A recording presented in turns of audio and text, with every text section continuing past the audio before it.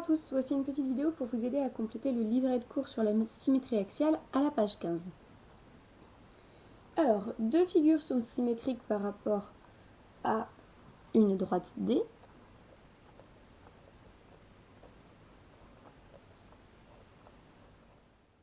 Lorsque par pliage selon la droite D, elles se superposent.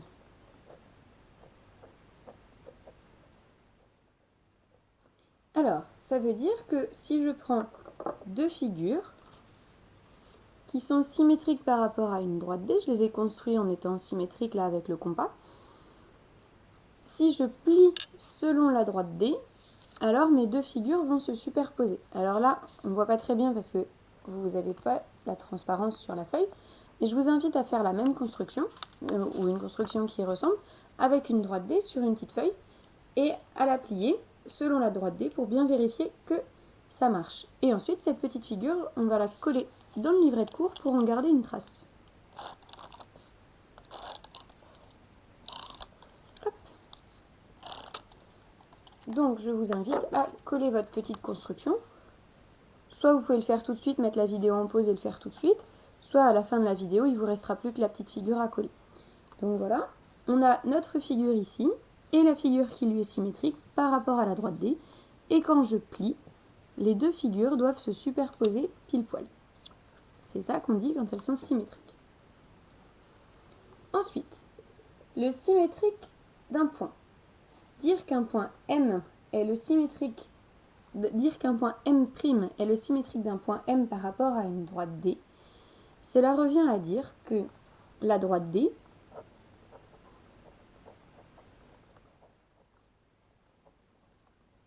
est...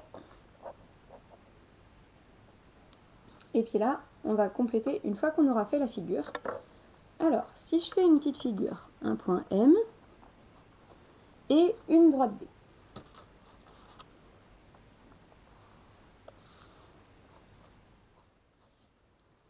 Et je vous demande de construire le symétrique du point M pour trouver M'. Alors, j'utilise la méthode de la règle et de l'équerre. Alors moi, j'ai une règle qui fait équerre en même temps, donc c'est un peu plus facile que vous pour construire le symétrique. Alors là, j'ai tracé mon angle droit et ensuite je vais à 1, 2,2. 2,2, hop. Donc M', il est là. On se rappelle, on met l'angle droit avec notre équerre, ensuite on prolonge et on mesure d'un côté et de l'autre, on met la même longueur. Tiens, cette figure, elle vous fait penser à quelque chose normalement, la droite D par rapport au segment MM'. Normalement, tout le monde doit me dire que la droite D est la médiatrice du segment. Et comme c'est un segment, attention, on met bien des crochets, M'. Voilà. Et donc, dernière chose, on va tracer le symétrique d'une figure en entier. Alors, là, on va revoir un peu les deux méthodes pour tracer. Donc, premièrement, je prends la méthode de l'équerre. Donc, je place mon équerre le long de la droite. Alors, moi, c'est le milieu de la règle. Puis, je trace. Ensuite, avec ma règle, je vais mesurer. Donc, quand je trace, je mets bien l'angle droit. Et ensuite, avec ma règle, je viens mesurer. Donc, je suis à 4,567,8. Donc, je vais aller mettre de l'autre côté. 4,567,8. Et donc là, j'ai P'. Ça, c'est la méthode avec la règle et l'équerre. Deuxième méthode qu'on peut voir, c'est la méthode avec le compas. Donc, vous vous rappelez, pour la méthode du compas, on place un point et un autre point sur la droite. Et on va piquer sur la droite et écarter jusqu'au point. Et donc ensuite, on trace. Ensuite, je reviens sur l'autre point, j'écarte jusqu'à S et je trace. Alors ça arrive un petit peu sur les tresses, c'est pas grave, sur les pointillés, c'est pas grave, on fera attention quand on complétera tout à l'heure. là, j'ai S'. Alors, si vous avez fait, comme moi, des arcs de cercle un peu grands, vous pouvez effacer. Alors, vous laissez un petit peu les arcs de cercle qu'on voit comment vous avez construit, mais vous n'êtes pas obligé de les laisser très grands pour pas prendre trop de place sur le cahier. Ensuite, il nous reste à faire le symétrique de R. Alors, je vais prendre avec la méthode du compas, parce que ça fait moins de traits de construction. Je la trouve un peu plus précise. Hop, je vais par là-bas. Puis je viens ici, j'écarte jusqu'à R. Et je vais en haut. Donc ici, on a R'. Pareil, je peux effacer un petit peu si je veux. C'est pas obligé, c'est juste pour que ce soit un peu plus propre. Et ensuite, il me reste plus que U.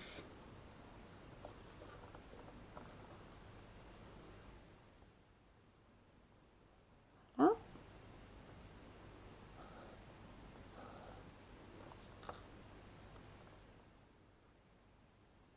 J'écarte jusqu'à U et je trace.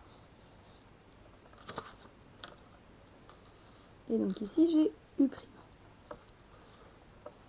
Et maintenant, il n'y a plus qu'à relier. Alors, on part de P, par exemple. Donc, je pars de P' et je vais jusqu'à S. Donc, jusqu'à S' ici. Ensuite, S, il est relié jusqu'à R. Donc, je vais aller chercher R' là-haut. Et je ferme mon triangle en revenant sur P. Et logiquement, si on a bien tracé, ça doit passer par U'. Parce qu'on a vu qu'ici, P, R, ça passe par U. Donc, R', P', ça doit passer par U'. Ok. Donc là, ça c'est pour la construction. Alors vous pouvez mettre la vidéo en pause pour la faire tranquillement. Moi je suis allée un petit peu vite parce que je trouve ça facile, je suis assez à l'aise moi sur la construction. Si vous avez besoin de mettre la vidéo en pause, n'hésitez pas. On va maintenant compléter les petites phrases que vous avez ici. Ce sont des propriétés, donc on en a déjà vu des propriétés dans l'année. On en a vu sur les rectangles, les losanges, etc. On en a déjà vu plusieurs fois. Alors, ces petites propriétés, elles nous aident à savoir un peu comment construire. Le symétrique d'un segment, ça doit être quoi? Ça doit être aussi un segment et qui doit mesurer la même longueur. Par exemple, si je vais mesurer j'y arrive pas, SP par exemple ici, qui mesure 2,9.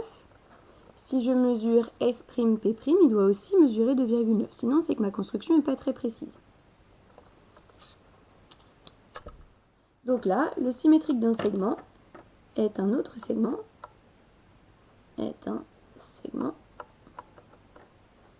Alors là, faites attention de ne pas recopier, de ne pas repasser, si vous pouvez écrire à côté si vous voulez. De même longueur. Il faut bien qu'il ait la même longueur.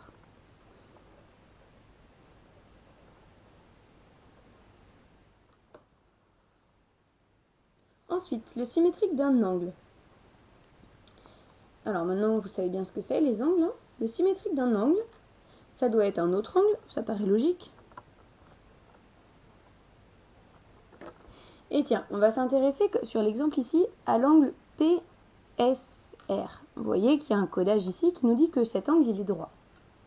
Si je regarde l'angle P'S', R', ça va vous paraître logique que ce soit aussi un angle droit. Donc là, moi, je le vérifie avec ma règle qui fait quart en même temps. Vous voyez ici l'angle droit. On a bien un angle droit aussi. Donc, ça, c'est quelque chose qui sera toujours vrai. Le symétrique d'un angle, ce sera toujours un angle de même mesure. Ça paraît logique, pour un segment, c'est un segment de même longueur, pour un angle, c'est un angle de même mesure. Attention, on ne confond pas longueur et mesure. Le symétrique d'une figure, ça sera une autre figure. Et sur les figures, cette année, vous avez appris à calculer l'aire et le périmètre. Eh bien, le périmètre, si tous les côtés font la même longueur, forcément, les deux périmètres vont être de même longueur aussi. Donc, c'est les mêmes périmètres.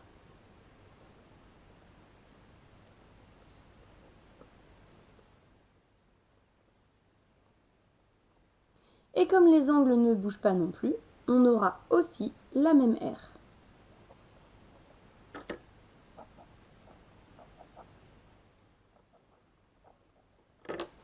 Alors là, tout à l'heure, j'ai vérifié que j'avais un angle droit, je ne l'ai pas codé. Hop. Si 3 points sont alignés, alors l'heure, alors là depuis tout à l'heure, on parle de symétrique, donc là aussi on va s'intéresser aux symétriques. Les symétriques de nos 3 points alignés, on va encore regarder sur l'exemple. Ici vous avez P, U et R qui étaient alignés. Et quand on a tracé tout à l'heure, P', U', R', on a bien trouvé qu'ils étaient alignés. Je vous ai dit, même si ça ne marche pas, c'est pas normal, c'est que la construction n'est pas précise.